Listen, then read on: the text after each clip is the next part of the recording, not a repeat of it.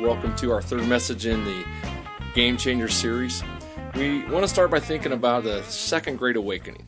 And you've probably heard of Charles Finney. He's known as the father of American revivalism. And so it was in the 1800s when revival began to break out in isolated cases like Cane Ridge, Kentucky, and Red River.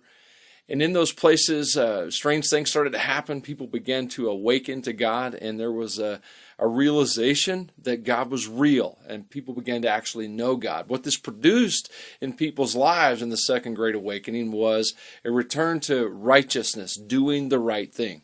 And so today we want to talk about that. What does it look like, or why should we be concerned about doing the right thing? And we want to use the story of a guy named Paul. So the Bible says this in Acts. He fell to the ground and heard a voice saying to him, "Saul, Saul, why are you persecuting me?" "Who are you, Lord?" Saul asked. And the voice replied, "I am Jesus, the one you are persecuting. Now get up and go into the city, and you'll be told what you must do." I want to notice a few things about Paul's story and apply them to our own need and desire for doing the right thing.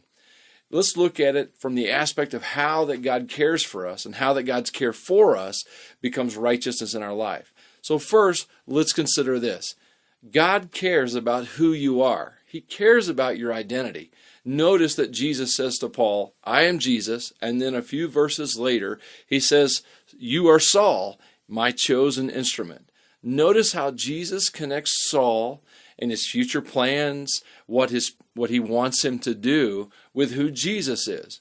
And so we need to remember that ourselves, that God cares about who we are because who we are is connected so deeply with who Jesus Christ is. When Jesus died on a cross, he made it possible for us to become the sons of God. That's a new identity, and God cares about that identity in our lives. When Peter was dealing with the issue of people who were walking away from the faith, he says this to the believers to which he's writing. "But you are not like that. For you are a chosen people. You are royal priests, a holy nation, God's very own possession. And as a result, you can show others the goodness of God, for he called you out of darkness into his wonderful light." Because of Jesus, we are so much more than we think we are. And we need to realize that. We need to embrace that and stop living low and living less and powerless when there's so much available to us because of Christ. God cares about who we are. God also cares about what we do. The Lord said, "Go, for Saul is my chosen instrument, to take my message to the Gentiles and to kings as well as to the people of Israel, and I will show him how much he must suffer for my name's sake." Actions are powerful. And Paul, who we are referring to as Saul in this study right now because his name hasn't officially changed yet, but that's another story. He saw his life as a written epistle. You've heard the expression, "the pen is mightier than the sword." Well, Paul, who we're calling Saul here, he considered his life both pen and sword. His actions mattered. We must never forget that the actions of our lives have consequences. They may be consequences of blessing, and they might be consequences that hurt people. But our actions matter. God cares what we do. So God cares who we are, and God cares what we do, but he also cares about those we touch. Never forget, Jesus touched a lot of people. And of course, a lot of people touched Jesus. And there are some remarkable stories about that as well. But what was it about Jesus? What was it about him touching people that was so significant? Well, the truth is when that Jesus touched people, God touched people. Now, of course, you can argue, well, yes, of course, he was God. So when Jesus touched people, God touched people. But there was something in the way that Jesus touched people that was example, that was something for us to do.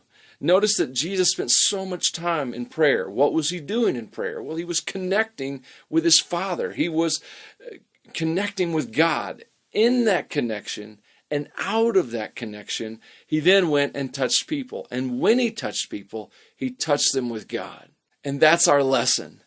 We need to live in such close proximity with God that he gets on other people through us. That when we touch people, God is touching them. Never forget, that's what we're here to do. That's why God doesn't just zap us out of here when we come to faith. We're here to be Jesus, in a sense, to the world around us, to touch people and connect them with God. Because the truth is, I don't have the answers. No church has the answers. No theologian has the answers. No missionary, no rock star preacher guy. No one has the answers unless they have Jesus. And if you have Jesus, you have the answer.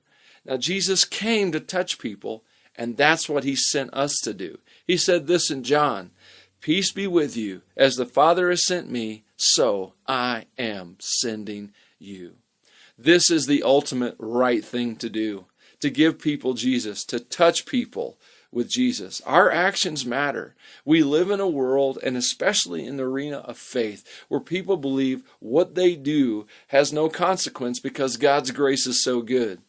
Well, God's grace is good, and it's way better than they think, because it isn't just so good that it forgives us of our mistakes. It's so good that it makes us and enables us and empowers us to do the right thing.